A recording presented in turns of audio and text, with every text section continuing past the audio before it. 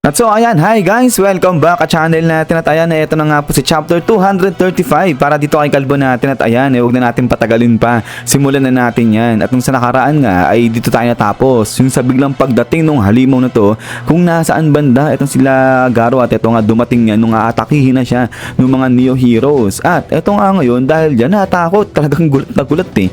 Itong mga Neo Heroes kasi dambuhala yung halimaw na lumabas dyan. Habang sa kabilang banda, itong si Garo, wala lang sa kanya, wala man lang bahid ng pagkatakot dyan sa mukha ni Garo. At din ang continuation ngayon yan is eto naman na. So dito ay pinakilala na nga itong halimaw at ang pangalan niya si Helmon. So parang Pokemon lang. At ito nga disaster level niya Dragon. So ibig sabihin malupit pala itong halimaw na to, talagang di siya basta-basta. So kaya nga dahil dito ay medyo napapa-atras itong mga new heroes nga natakot sila. Sabi nga nila rito na isang Dragon level din itong halimaw na to. Ay akala nila 5 Dragon threat level lang yung lumabas at saka tapos na yung mga halimaw na yun. Tapos ito biglang may susulpot pa na isa. Pero ayun sa kabilang banda si Garo tahimik lang at biglang nagseryoso itong si Garo kasi Dragon threat level itong nasa harapan nila. So kaya nga ito sa kabilang banda yung mga katrabaho ni Garo talagang natakot sila. At ito nga si Afro napasigaw, sabi niya nga dyan, "Nako, delikado raw to, kailangan nilang tumawag na ng hero," sabi niya ganyan. At ito napatingin yung isang Neo Hero kasi nga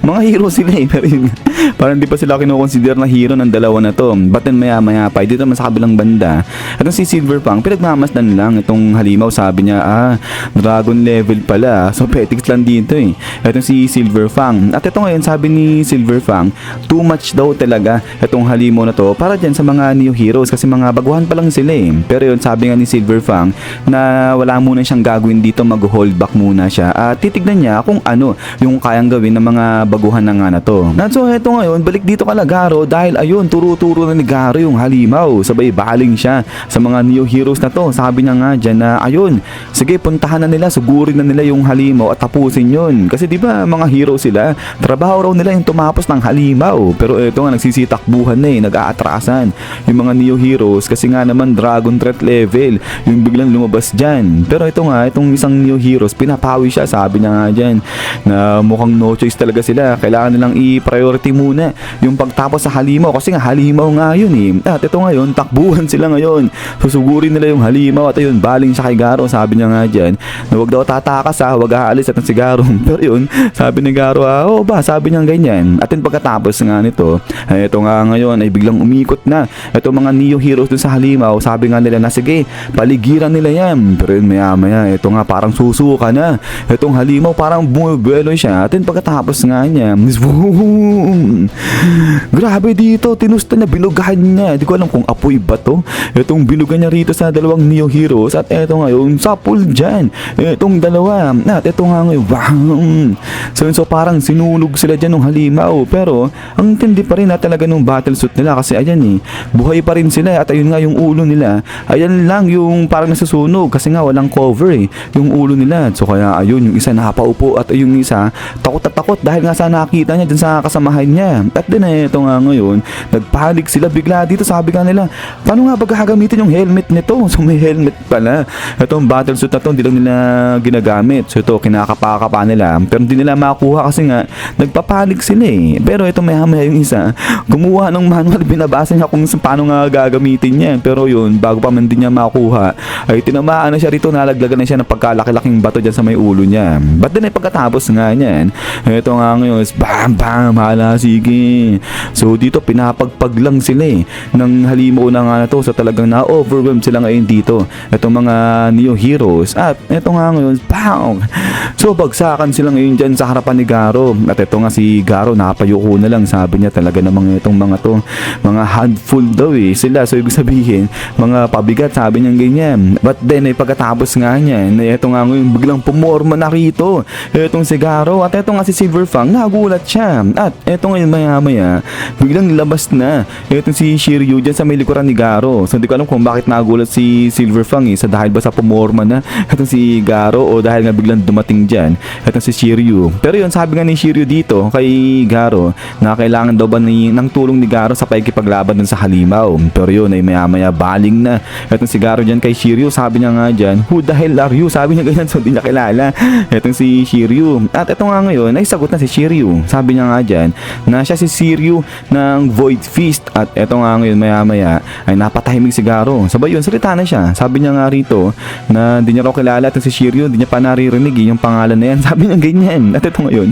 nagulat itong si Shiryu kasi di ba sikat siya champion nga siya Sabi niya nga dyan na imposible, sinungaling daw itong si Garo. But then maya pa, ito nga ngayon ay nagtatakbuhan na nga itong mga bata dyan ni Shiryu. Sabi nga nila rito na fall back at ito nga tactical retreat, sabi niya ganyan. At ito nga ngayon, biglang takbuhan na nga ng tuluyan yung mga bata nito ni Shiryu. At ayun, sabi nga ni Garo dito, wow, sige bilisan daw nila, umuwi na sila, sabi niya ganyan. Pero ito, ang lala kasi iniiwan nito ng mga bata ni Shiryu yung mga kasamahan nila na talagang bagsak na dyan, yung talagang napuruan ng gusto nung halimaw. So kaya nga ito, nagulat itong si Shiryu sa nakita niya, hindi siya nakaimik hindi siya nakasalita. Sabay maya ito nga biglang sigaw itong si Shiryu. Sabi niya nga dyan, hoy! So sinigawan niya tinawag niya itong kanyang mga bata. At ito nga napahinto tuloy itong mga to, tingin sila kay Shiryu. At ayun, biglang binigay ni Shiryu itong mga bagsak na kasamahan nila dito sa mga tumatakbo. At ito nga ngayon,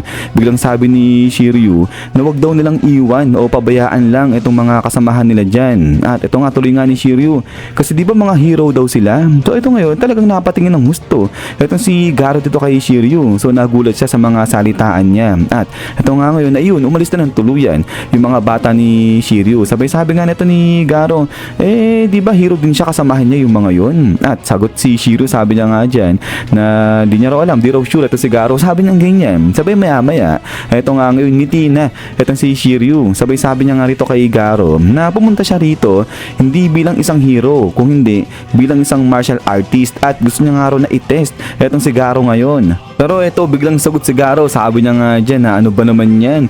Bakit daw halos lahat na lang gumagawa ng malaking eksena para lang mamit yung isang katulad niya na part-timer lang naman. Sabi niya ganyan. But then maya pa, boom! Dito habang nag-uusap yung dalawa, dali-dali, biglang bilugahan sila ngayon dito ng apoy ng halimaw na to. So grabe, sobrang laki ng pinakawalan niya nga dyan. So kaya nga ito, dali-dali, kumilos na rin itong si Garo. So yun, si Shiryu nakatingin pa rin dun sa halimaw, nagulat siya. But then after nga niya, bam. Dito ang bilis ni Garo, dinedeflect niya yung apoy na binuga sa kanila gamit itong kanyang whirlwind water stream. At eto nga ngayon, sugod na rin etong si Garo. Grabe yung itsura ni Garo, nagiging wild na naman siya At then pagkatapos nga niya, bam, malasig So dito, sapul ngayon itong halimaw. Ito, ginalamitan siya ng roaring aura sky reaping fist ni Garo. So grabe, luluan yung mata ng halimaw na to. At ito, napapangiwi na lang ito si Shiryu. Sabi niya nga dyan, may ganyan bang klaseng part-timer? Sabi niya ganyan. So hindi siya makapaniwala na part-timer lang daw itong si Garo. Dahil eto nga binanatan niya sobrang dali lang itong isang dragon threat na halimaw. At ayun, yung mga katrabaho dito ngayon ni Garo, nagugulat din sa nakita nila dito kay Garo. Habang sa kabilang banda ay napangiti na ng bahagya itong si Silverfang. So parang na-relax itong si Silverfang dyan. At then pagkatapos nga nito is yan guys. So hanggang dito lang itong si chapter 235 natin. So grabe, ang tindi, ibang klase talaga itong si Garo. Ang lakas niya, di ko alam kung sino mas malakas, kung itong si Garo ba o yung si Blue. Kasi si Blue, di ba, nahirapan siya sa pakikipaglaban dun sa halimaw. May battle suit pa siya nun. Itong si Garo, wala talagang mano-mano, talagang bare hands lang nung binanatan niya itong halimaw. So kaya ngayon, gulat na gulat yan itong si Shiryu. But anyways, yun nga guys, ulit, maraming salamat sa panonood dito kay Kalbo natin. At hintay-hintay lang para nga sa next na chapter nito, yung latest na chapter nito. At ayun, pagkatapos nito, itutuloy ulit natin si webcomic natin. At ayun, di ko na ilagay di ko ibaba yung panibago na manga series na isasabay natin dito kay Kalbo. Sa mamaya, ay gagawin na natin yan. So yun na naman, so ulit guys, ay maraming salamat ulit sa walang sabag support sa channel natin. So lagi mag-ingat, God bless niyo lahat at kita-kits tayo ulit.